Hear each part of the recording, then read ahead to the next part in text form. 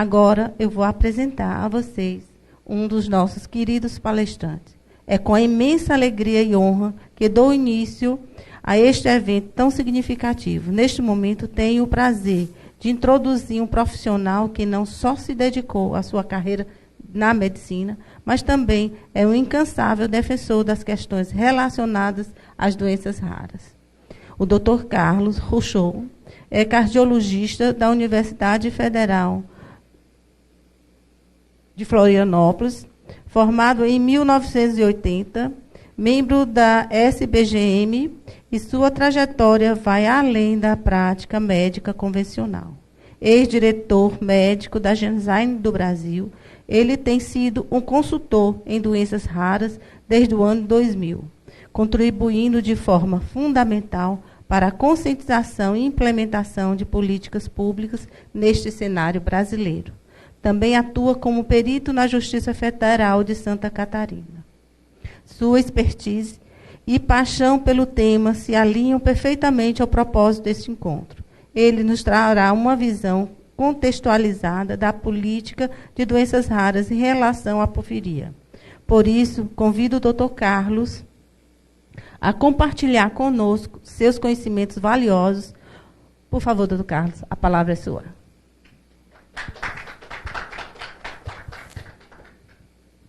Obrigado. Bom, é um tema um pouco fora do comum do que a gente está acostumado a fazer, porque normalmente eu tenho sido convidado para falar a respeito das doenças em si, de como é que trata, como é que diagnostica, e dessa vez o tema é um pouquinho mais abrangente, né? Como é que a gente lida com doença rara, e dentro dessa forma de lidar com doença rara, especificamente o que está sendo feito nas porfirias. Então, na experiência que eu tenho com doença rara desde o ano 2000, na verdade, em todas elas você tem sempre o mesmo problema. Primeiro, o médico não consegue fazer o diagnóstico, porque não conhece a doença, porque nunca ouviu falar na doença, ou quando ouviu falar na doença, foi um rodapé de livro ou um professor que apenas mencionou a existência da doença na faculdade. E depois ele vai ver trocentos pacientes, desculpem, eu acho que é o meu, alguém está me ligando numa hora muito inconveniente, eu não imaginava isso. A solução é desligar o telefone, não tinha pensado em fazer isso. Bom, o médico tem dificuldade de pensar no diagnóstico, porque ele vai tratar um monte de gente com um monte de doenças super comuns, e essas doenças raras, por serem raras, o nome já diz, é laboratório da esquina. Por quê? Porque são exames muito específicos, que a demanda é muito pequena, e nenhum laboratório se interessa em fazer isso, né? Então esse é o segundo problema. Primeiro, suspeitar da doença. Segundo, confirmar o diagnóstico pela disponibilidade do exame. Quem é da porfiria já deve estar entendendo que se enquadra perfeitamente nisso, né? Mas em tudo que é doença rara isso acontece. Todas elas, eu lido com dezenas delas. E terceiro, o tratamento. Bom, o tratamento, ele é normalmente um tratamento muito específico e dificilmente está incorporado no sistema de saúde. Aí começa aquela briga. Em geral é caro. Por que é caro? Alguém já parou para fazer esse tipo de pergunta? Por que na maioria das vezes tratamento de doença rara costuma ter um preço muito acima do normal? É muito simples, porque a pesquisa de um medicamento custa muito dinheiro e leva muito tempo. Hoje em dia, com a exigência das agências regulatórias, você tem que fazer estudos de fase 3, prospectivos, duplo cego, randomizado, blá, blá, blá, que custam uma fábula. E em doença rara é pior ainda, porque tem pouco paciente. Então, como é que você vai achar para achar aquele número para mostrar para o pessoal lá em cima? Primeiro custa esse dinheirão, o desenvolvimento. Depois, como qualquer produto, não só medicamento, tem um custo de produção. Se você vai fabricar, você tem que construir uma fábrica. Agora, uma coisa é você construir uma fábrica e desenvolver um produto que você vai vender para 20 milhões de pessoas todos os anos.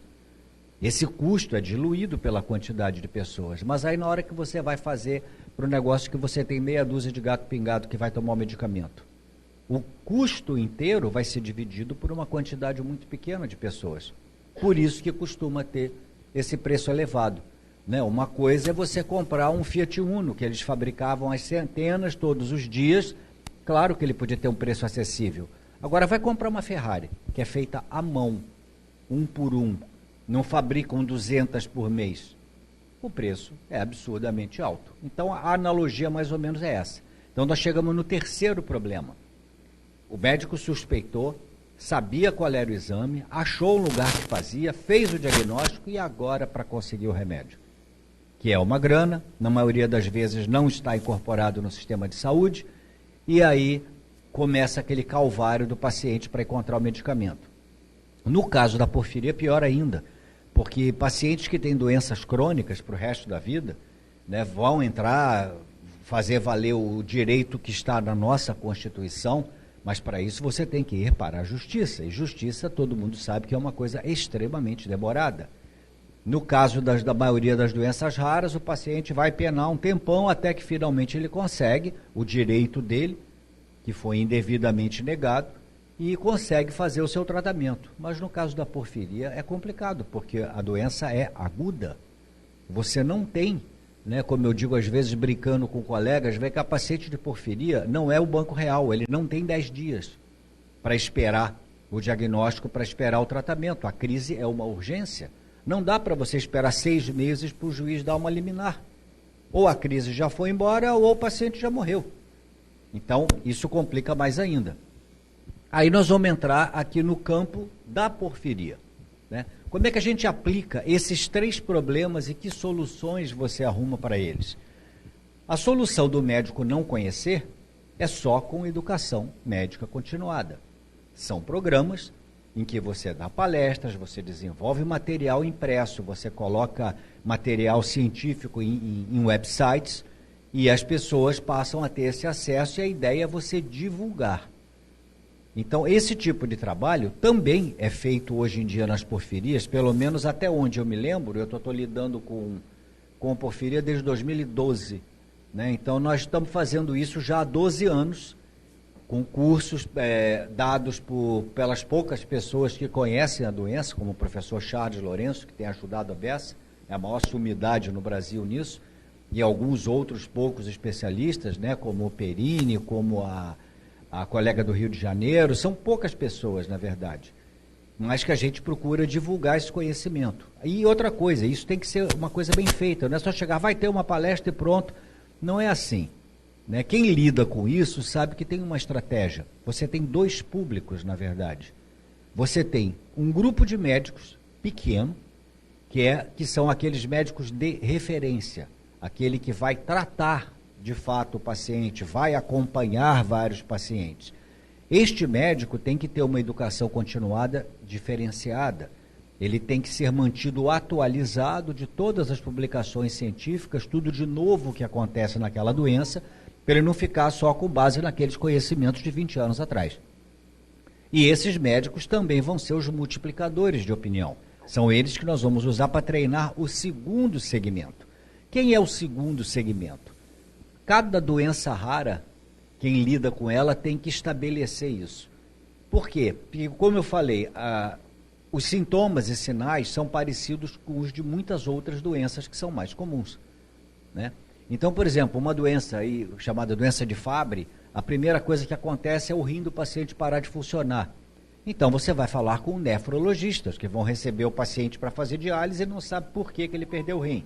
Na doença de Gaucher, o fígado e o baço ficam grandes, o paciente tem anemia, então você vai trabalhar com um hematologista, porque a maioria dos médicos vai mandar para ele achando que aquilo é uma leucemia ou um linfoma. E no caso da porfiria? Porfiria, como sempre, é mais complicado do que o resto, porque você não tem um porfirólogo, você não tem uma especialidade que atenda pacientes que tenham aquela clínica de porfiria, não é. Para quem conhece um pouco da porfiria, na maioria das vezes, não é sempre, mas é uma dor abdominal enorme. E esse paciente vai para um hospital ser atendido numa emergência ou numa UTI. Quantas emergências e quantas UTIs existem no país? Muitas. Qual é a especialidade? Não existe. Existem alguns médicos que são intensivistas, eu mesmo sou. Eu sou cardiologista e intensivista, mas a maioria dos médicos que trabalham em UTI é cardiologista, é neurologista, é clínico. Nas emergências você tem tudo que é tipo de especialidade, então não tem uma especialidade que a gente vai procurar. Ele vai achar esse paciente quando ele tiver um paciente com uma dor abdominal enorme e ele vai achar que é apendicite, ele vai achar que é pedra na vesícula, ele vai achar que é pedra no rim, ele vai achar que foi um acidente, até que apareça um sintoma neurológico, uma fraqueza. Espera aí, nenhuma dessas doenças que dão dor de barriga dão alteração neurológica. Aí o sujeito se assusta e chama um neurologista para dar um parecer. E aí, às vezes, chegam na suspeita, e a suspeita demora muito. Então, a gente procura passar essa informação na educação médica continuada para o segmento que não são os especialistas. Você é um médico que atende no hospital, na maioria das vezes você vai clinicar 30 anos, nunca vai ver um paciente de porfiria. Mas se um dia chegar alguém com uma dor abdominal colossal, você fez raio-x, fez exame de sangue, e não é apendicite, e não é pedra, tem gente que faz laparotomia exploratória, abre, faz uma cirurgia para ver o que tem de errado lá dentro, ver se tem um alien lá dentro, e não tem. O alien está na cabeça dele, que ele não pensou na doença, né? E aí, quando aparece o sintoma neurológico, já chama um pouco a atenção. Mas mesmo assim eles custam. Eu já cansei de ver pacientes aí que o médico só foi suspeitar, o paciente já tinha 40 dias de UTI. Isso porque alguém da família teve o bom senso de dizer, parece que ela tem uma prima que tinha uma doença, uma tal de porfiria. Se tivesse dito isso no dia da internação, tinha ganho um tempo enorme. Mas na maioria das vezes ninguém fala nada e o sujeito fica perdido. Quando é mais um caso dentro da mesma família, tem mais chance disso acontecer. Agora, quando é o primeiro caso na família, o pessoal bate cabeça mesmo para fazer o diagnóstico. Então, a educação médica é importante. Não é que eu vou ensinar todo mundo a tratar porfiria, mas eu quero que pelo menos incluam a porfiria nas possibilidades do diagnóstico quando aparecer o paciente com esses sintomas, para não comer mosca e não demorar muito no diagnóstico. O segundo pedaço é o exame. Claro, não é todo laboratório que faz. Então, existe um programa até da Recordate que tem convênio com alguns laboratórios que fazem esses exames. ALA e PBG quantitativo ninguém fazia no Brasil. Até os laboratórios dessas redes grandes mandavam para a Espanha. Aí tivemos que arrumar um jeito de conseguir que um laboratório, pelo menos no Brasil, fizesse aqui para encurtar esse tempo. Existe um outro teste também, que é um teste de triagem, que você colhe a urina do paciente ali do lado do leito, pinga um reagente e vê se muda de cor. Ele não é 100% certo, mas ajuda como triagem. O paciente chegou, o médico suspeitou, fez aquele teste, não isenta de fazer a dosagem do laboratório, mas ele já sabe que aquilo muito provavelmente é porfiria. Aí já vai ver todos os medicamentos que não pode tomar, vai revisar tudo, já vai manter o paciente com bastante glicose, etc., e vai correr atrás do tratamento específico. Isso tudo é fornecido. Esse exame não tem no Brasil, esse teste rápido, mas está sendo desenvolvido com uma instituição ligada ao governo da Bahia, chamada Cimatec, e todo o teste a desenvolvimento laboratorial já foi feito. Agora estamos na etapa de submeter esse dossiê para a Anvisa para ter autorização para produzir.